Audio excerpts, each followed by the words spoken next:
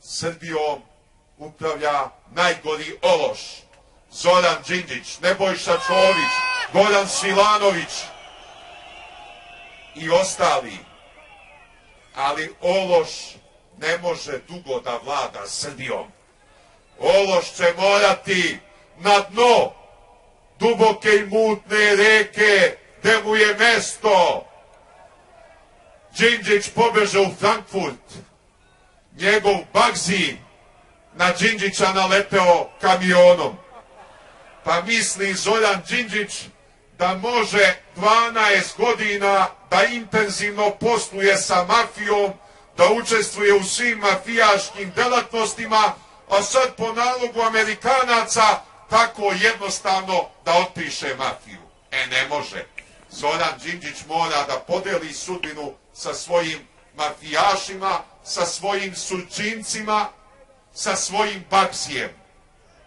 Jer Zoran Đinđić je isto što i Bagzi.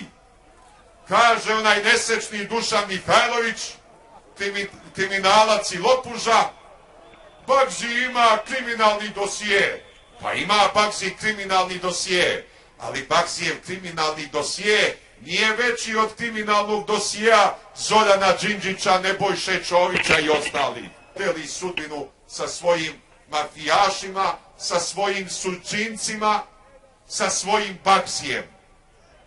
Jer Zoran Đinđić je isto što i Bagzi.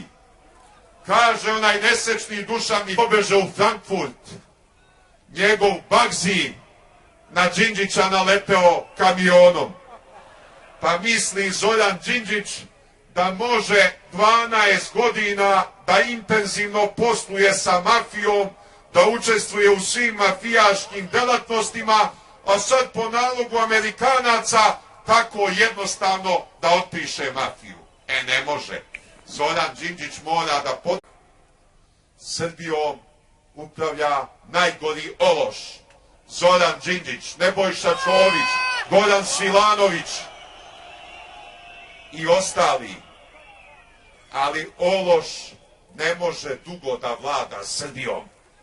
Ološ će morati na dno duboke i mutne reke gde mu je mesto. Đinđić